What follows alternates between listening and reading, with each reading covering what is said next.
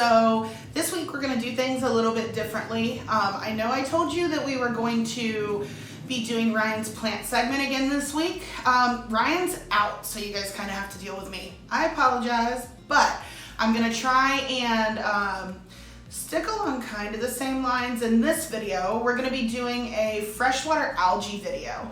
Hopefully Ryan will be back next week. We can continue and pick up on the planted series. We've got 2 more videos coming to you for that. But this week we're going to identify and talk about different types of algae that you get in a freshwater aquarium. There's 5 types of algae that we're going to go over, and hopefully this will help you to identify if you're having an algae issue and let you know what you can do to fix the problem, whether it be to add a product, to switch up your husbandry, or even to add another critter to your tank to help eat the algae. So let's take a look at the types of algae that go into a freshwater aquarium. So the first type of algae we're going to hit is going to be your blackbeard algae. We see this commonly in planted aquariums because it grows on plants primarily. It will get on some rockwork, it will get on your driftwood, but primarily you're going to notice it the most on your plants. So it's fuzzy, it's fluffy, it's black. You're going to see like little tufts that just shoot out everywhere. It doesn't get super long, it stays relatively short, but it does spread out and it spreads out pretty quick. So it's caused by one of 2 things. One being contamination. If you put a plant or a piece of rock or driftwood in your tank that has blackbeard algae on it, it's going to spread, and it's going to spread rather quickly. Number 2 would be having low carbon dioxide in your tank. So there's a couple different ways that we can battle the blackbeard algae. So one would be less nutrients going into your tank, meaning don't overfeed your fish. If you're overfeeding your fish, it's just going to feed your algae as well. Number 2 would be a product called Flourish Excel. So Flourish Excel is great for dosing your plants. It's going to make your plants get big, awesome, pretty, wonderful. But at the same time, it also works as an algicide.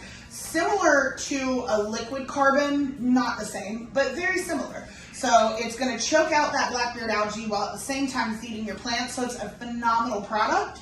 And then there's a fish called an American flag killifish. American flag killifish do a great job at eating blackbeard algae, surprisingly enough. So you can actually hit it from both sides, throw in a couple of American flag killifish, and then go ahead and hit it with the Flourish Excel, make sure we're not overfeeding, and you should have your problem taken care of rather quickly. All right, so next up on our list is diatom algae. It is brown, it is dusty, it's normal. This is not an algae that's caused by excess nutrients. This is not an algae that's caused by excess light. Guess what? Everyone gets it. It's literally a natural part of your cycling process. Leave it alone, it's gonna go away on its own. Okay, so we are gonna hit on CYANOBACTERIA again. That's right, there is a freshwater version of CYANOBACTERIA. It's called green CYANOBACTERIA. So very similar to the purple and red CYANOBACTERIA for saltwater, the green CYANOBACTERIA is going to be kind of stringy, yucky, almost jelly-like. It's not as jelly as the CYANOBACTERIA that you're going to find in your saltwater tank, but it still has a relatively similar consistency. It's going to be trapping those bubbles and everything like that. If you've got an algae that's trapping bubbles, chances are it's a CYANOBACTERIA. Now, it's caused again by excess nutrients and low flow. So make sure we've got some flow in your tank. Adding sponge filters or a small, even like a nano wave pump in a larger tank helps to keep your flow going, especially if all you're running is like a hang on the back filter. If you've got canister filters, typically that's enough to keep the cyano at bay if it's a flow issue. But yeah, throwing in a sponge filter or 2 or a small wave pump will definitely help. Make sure you get your phosphates and nitrates down.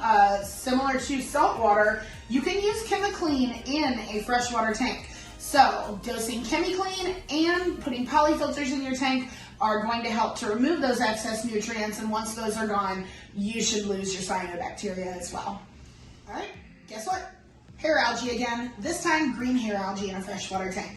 So, similar to the saltwater tank, it's kind of stringy, hairy, fuzzy. It's going to grow on your rockwork, it's going to grow on your driftwood, and everything that you want to look gorgeous and pretty is going to get covered in this green stuff. So, it's caused by 2 things, one being excess nutrients, and 2, excessive lighting. So first off, we want to make sure we're testing our water, that our nitrates and our phosphates aren't super high. If they are, get those guys down again with the help of either a polyfilter. Chemipure Green works really good in freshwater tanks. And you can also use that oh my gosh, can I speak today? Chemiclean again. So those are going to help to eliminate the nutrients. Now, your lighting schedule. So we want to make sure we're only doing about 8 hours of light a day. Don't use your blue light at night. I know those blue lights are super pretty cool, fun. A lot of people, you know, if you got a tank in your bedroom, you want to use it as a night light. Guess what? It's going to feed your algae. So if we're running blues at night and whites during the day, we're pretty much bound to have an algae issue. So let's eliminate those blue lights at night. Only run your lights for about 8 hours a day. That is white and blue combined, and that's going to help to keep algae at bay as well. There is a shrimp called an amano shrimp. It's a kind of a caridina shrimp. Little clear guy, only gets about that big, so they don't get huge. Not really going to mess with other fish in your tank. The only thing I wouldn't put them with would be like neocaridina shrimps, because a lot of the time they will eat neocaridinas. But it's a great addition to a tank in the first place, and they eat green hair algae. So good little guys to put in there if that's what you're combating as well. All right, guys, last but not least, we have green water. So we have lots of customers that come in and tell us, hey, my water's green. Guess what? It's literally an algae bloom. It's algae that gets suspended in your water and turns your water green. And it's basically caused by light. So if you have your tank near a window, whether or not you have blinds, and even if your blinds are closed, that light can still get in. And if it's hitting your tank either directly or indirectly, you're probably going to have some kind of a green water issue. You also want to look, just like with the green hair algae, at how long your lights are on. So make sure we're eliminating those blue lights at night, only about 8 hours during the day. And also, if you have any air contaminants in your house, so scented candles, wax warmers, essential oils, things like that, just remember that those things get into the air and they can land on top of your tank and basically create almost like a slick surface. And then they're putting stuff in your tank that your tank's not supposed to have. So eliminating those is going to help as well.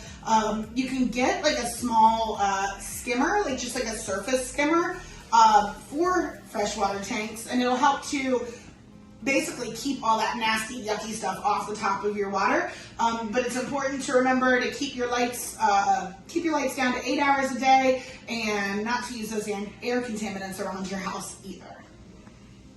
All right, guys, thank you so much for watching. Hopefully this has been helpful, and hopefully if you guys are having any algae issues, this is a video that you can refer to figure out exactly what you can do to help alleviate your issues. So we appreciate you guys watching. If you have any more questions, comments, or anything like that, write them down below. Make sure you hit like and subscribe, and we'll see you guys next time.